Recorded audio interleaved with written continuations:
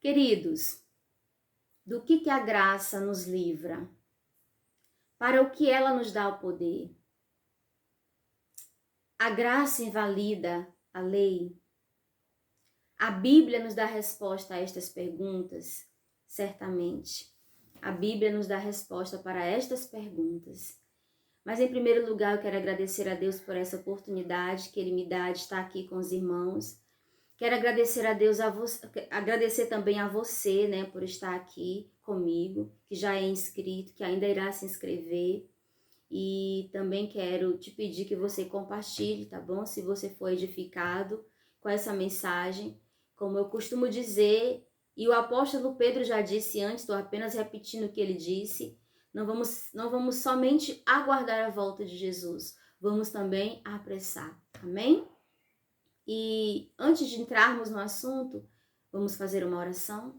Querido e eterno Deus, estamos aqui no nome de Jesus, nosso Senhor, a Ele toda a honra, glória e louvor, para discorrermos sobre esse assunto tão maravilhoso, a graça, Pai.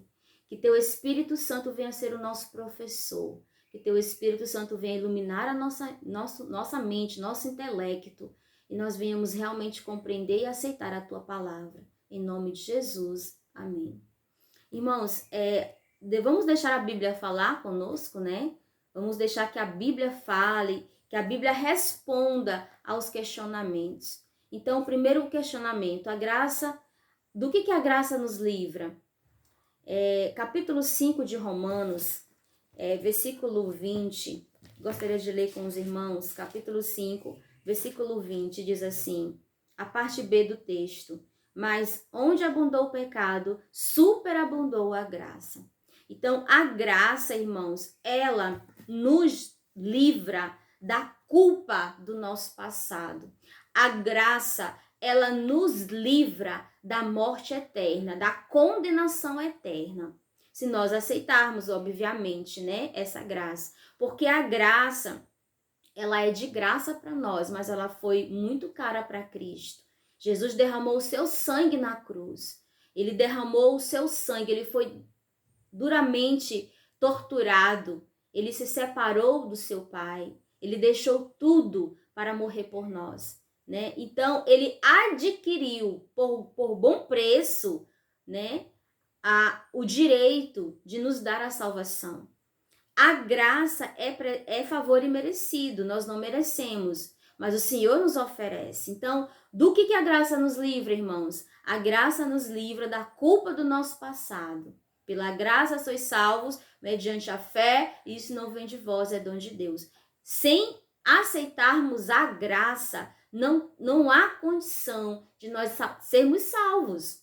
Se nós não aceitarmos esse presente, essa graça, nós não teremos os nossos pecados perdoados, porque a graça, ela nos justifica, ela nos perdoa na pessoa de Jesus Cristo, né? Na pessoa do sangue, na pessoa de Cristo pelo sangue que foi derramado. Jesus adquiriu a graça para nós e a graça nos livra da condenação do pecado. A graça nos livra da morte eterna. A graça nos livra da culpa do nosso passado. Nós precisamos aceitar a graça de Cristo, e ela é a única forma de sermos salvos. O texto é claro, pela graça sois salvos mediante a fé, e isso não vem de vós, é dom de Deus, amém? Mas a função da graça não para somente aqui, né? A graça não foi somente para nos livrar da condenação do nosso passado. A graça também nos salva, né? Mas também a graça, ela nos fortalece, nos habilita, irmãos, a vivermos uma vida de obediência. É como se Deus fizesse ali um documento e fosse carimbado pelo sangue de Jesus, onde está escrito que pelo meu sangue, vamos imaginar uma carta redigida por Jesus, pelo meu sangue, pelas chagas que adquiri, né, na cruz do Calvário, por a morte de cruz que eu suportei, eu agora dou a minha serva Ediane total perdão e justificação dos seus pecados. Ediane viveu uma vida de pecado. Ediane me envergonhou. Ediane pisou na minha lei. Ediane me envergonhou. Mas ela pediu perdão, ela se arrependeu e pelo meu sangue eu a justifico. Amém? Coisa maravilhosa, né?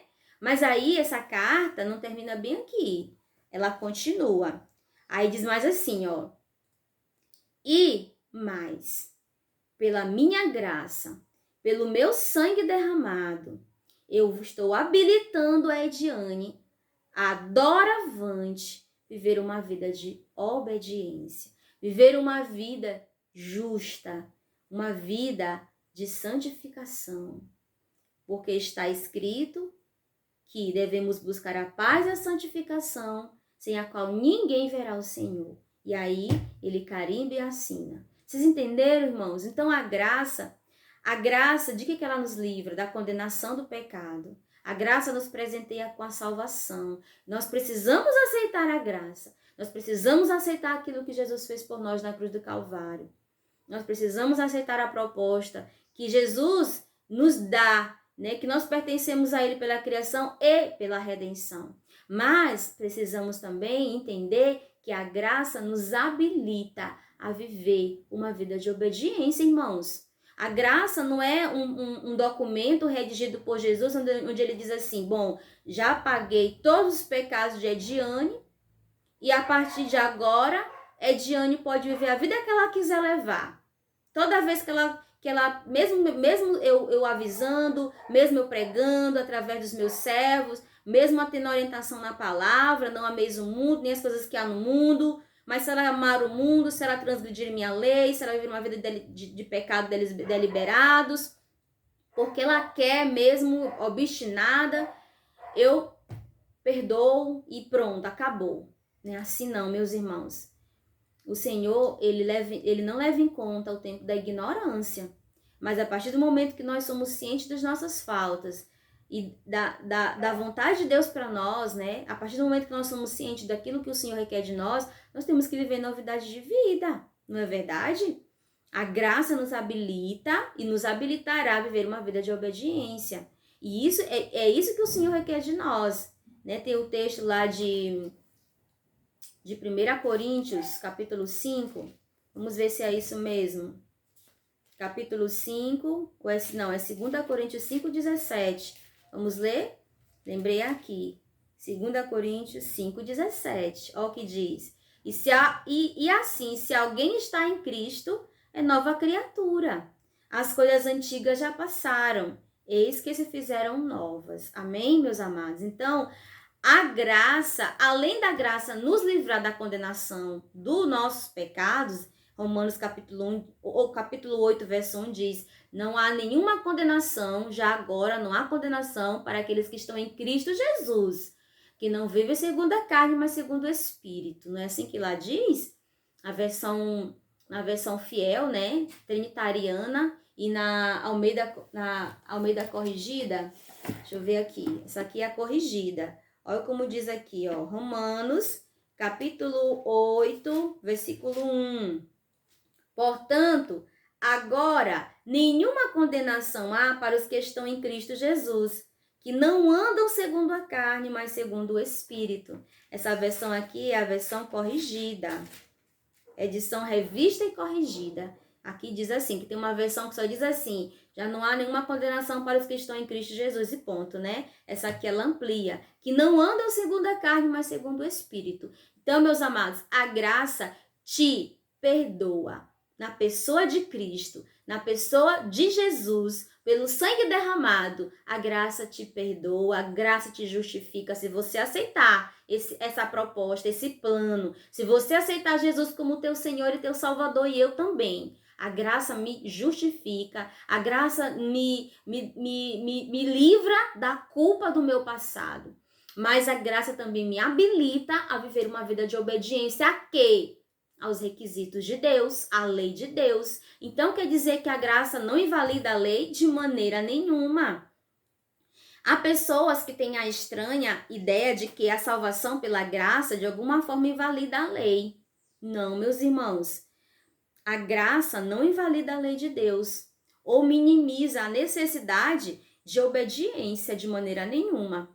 Muitos acreditam que qualquer conversa sobre obediência é legalismo. Não é, meus amados. Jesus mesmo disse lá para Nicodemos, né? Nicodemos, é preciso que você passe pelo novo nascimento. Né? João, lá no capítulo 2, verso 15, 1 João 2,15, não ameis o mundo nem as coisas que há no mundo. Nós lemos aqui em 2 Coríntios 5,17, se alguém, né, está em Cristo, é nova criatura. As coisas antigas passaram, eis que se fizeram novas. Então, a graça te habilitará a viver uma vida de obediência doravante. Quando você aceitou a Jesus como teu Senhor e Salvador, quando você diz assim, Senhor, eu me rendo ao teu amor, eu me rendo à tua proposta de paz e vida eterna para mim. Então o Senhor te justifica pelo sangue dele e ele vai te habilitar. E aí é redigida uma carta, né? Porque muitos pensam assim, ó, não, a graça me habilita a viver a vida que eu quero, de maneira nenhuma. Irmãos, eu fico assim, pasma quando eu paro para pensar como que algumas pessoas pensam que a graça te dá o direito de você viver uma vida qualquer, o evangelho qualquer. Não, irmãos, não é um evangelho qualquer. O primeiro é o evangelho eterno.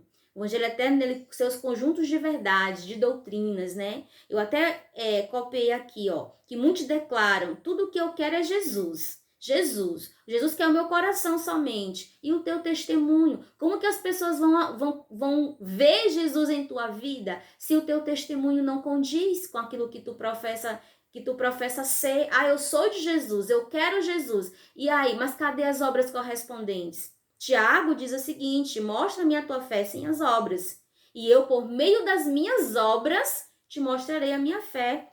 Isso aqui está em Tiago, capítulo 2. Você pode ler Tiago, capítulo 2, antes de Pedro, né? Tiago 2, é um texto lindíssimo. A fé sem obras é morta. Aí ele diz aqui, ó, no versículo 18, Tiago 2,18. Alguém dirá, tu tens fé e eu tenho obras. Mostra-me essa tua fé sem as obras, e eu com as obras te mostrarei a minha fé. Olha que coisa interessante. Aí o verso 19, Tiago diz assim, crês tu que Deus é um só? Fazes bem, até os demônios creem e tremem. Se nós apenas acreditarmos nas propostas de Deus, mas nós não vivermos em nossa vida essas propostas, nós somos como os demônios, irmãos, que os demônios também creem, mas os demônios não vivem na vida deles aquilo que eles acreditam, entendem? Então, para eu realmente viver a proposta do Senhor, receber a sua graça, eu preciso entender, aceitar essa proposta, mas também eu preciso viver em minha vida. Amém? Aí aqui eu continuei escrevendo e botei assim, né? Muitos declaram, tudo que eu quero é Jesus. A pergunta é, que Jesus? Um Jesus criado por mim ou o Jesus das Escrituras? Isso aqui eu li ontem na lição da Escola Sabatina, do dia 17, né? Do dia 17/4. Eu achei interessantíssimo isso aqui, eu quis compartilhar com os irmãos, né? Um Jesus criado por mim ou o Jesus das Escrituras? Porque o Jesus das Escrituras, ele diz assim, ó, toma a tua cruz e siga-me. O Jesus das Escrituras me diz assim, ó, anda pelo caminho estreito, não é o caminho largo, não. O Jesus das Escrituras diz assim, é necessário passar pelo novo nascimento. A velha Ediane precisa morrer e nascer a nova Ediane, né? E cada um de nós precisamos passar pelo novo nascimento. E aí diz mais, Cristo nunca nos faz minimizar a sua lei, que é a transcrição de seu caráter. O Cristo das Escrituras nunca nos leva a minimizar as doutrinas da Bíblia, que revelam mais claramente quem ele é e qual é o seu plano para este mundo. Nunca nos leva a reduzir seus mandamentos. Nunca, irmãos. Em parte alguma da Bíblia a gente vê isso. Cristo é a personificação de toda a verdade doutrinária. Jesus veio para cumprir a sua palavra, cumprir a doutrina, cumprir a lei. Jesus é a verdade encarnada. Ele é o cumprimento da doutrina. Amém? São João 7,17 diz assim, se alguém quiser fazer a vontade do meu Pai, conhecerá a respeito da doutrina, se é de Deus ou se falo por mim mesmo. Então, nós precisamos conhecer as doutrinas bíblicas. Nós precisamos mergulhar no conhecimento das doutrinas das Escrituras. Amém? E essa doutrina de Cristo é o caminho para o céu, é o caminho para a vida eterna. Então a Bíblia nos chama a temer a Deus, irmãos. Está no livro de Apocalipse 14, versículo 7. Vamos ler? Apocalipse 14, versículo 7. Olha o que diz. Dizendo em grande voz, temei a Deus e dai-lhe glória. O Senhor nos chama para temer a Deus. O que é temer a Deus? Temer a Deus é obedecer, é reverenciar, é guardar os estatutos, os requisitos, a lei do Senhor, é obedecer à vontade do Senhor. E a graça, irmãos, ela nos habilita a viver em obediência, porque nós não temos capacidade de nós mesmos de viver essa vida de obediência, mas a graça nos habilita a viver esta vida de obediência. Para nós vai ser um prazer obedecer ao Senhor. Não vai ser mais algo tão difícil. Claro que nós temos que nos esforçar. A Bíblia diz, né? O próprio Jesus diz assim, que o céu é tomado por esforço. E só aqueles que se esforçam se apoderarão do céu. É uma luta. Nós estamos numa guerra. Nessa guerra não há trégua. Nós temos que estar lutando constantemente. Como a Bíblia diz que a carne milita contra o espírito e o espírito contra a carne. O apóstolo Paulo também diz no capítulo 7 de Romanos, ele diz assim, miserável homem que sou, quem me livrará do corpo desta morte? E ele diz assim, o querer fazer o bem está em mim, mas não efetuar. Tem que ter ali uma luta árdua, irmãos. Não vamos agora imaginar que é mamão, né, com açúcar. Não, tem que ter ali uma batalha. A Bíblia nos chama a temer a Deus. Temor demonstrado através de quê? Através da fé no poder redentor para nos capacitar a viver de forma piedosa e obediente. Então, em nome de Jesus Cristo, a graça, ela nos livra da culpa do nosso passado. Pela graça, nós somos salvos, como diz Efésios 2:8, mas também ela nos fortalece para viver de forma piedosa e obediente no presente. É isso que a graça faz em nossa vida. E outra coisa, a graça não invalida a lei. Nós vemos aqui no livro de Romanos, você pode abrir sua Bíblia para a gente concluir esse vídeo, Romanos capítulo 7. Romanos 7, verso 7. Que diremos, pois? É a lei pecado? De modo nenhum. Mas eu não teria conhecido o pecado senão por intermédio da lei. Pois não teria eu conhecido a cobiça se a lei não dissera, não cobiçarás. Olha aí, que coisa interessante, né, meus irmãos? Então, meus queridos, o verso 12 do capítulo 7 de Romanos também diz assim, ó. Por conseguinte, a lei é santa, e o mandamento santo e justo e bom. Então, eu quero concluir com esse texto. E digo a você, a graça, ela nos... Vou repetir, né? A graça, ela nos livra da culpa do passado. A graça, pela graça nós somos salvos. E pela graça nós somos habilitados a viver uma vida de obediência. A obediência que nós vamos desempenhar, demonstrar a Jesus, é uma resposta àquilo que ele fez por nós pela graça. Nos justificar, né? Ele nos justificou, ele nos perdoou, ele nos deu uma nova oportunidade. E aí, como nós lemos em 2 Coríntios 5,17, né? Se nós nascemos em Cristo, se nós estamos em Cristo, nós somos novas criaturas, né? As coisas velhas passaram e eis que tudo se fez novo. Inclusive, vivermos uma vida em Cristo Jesus de obediência. Que o Senhor nos abençoe e que nós venhamos entender a proposta do Senhor para nós através da graça. Amém?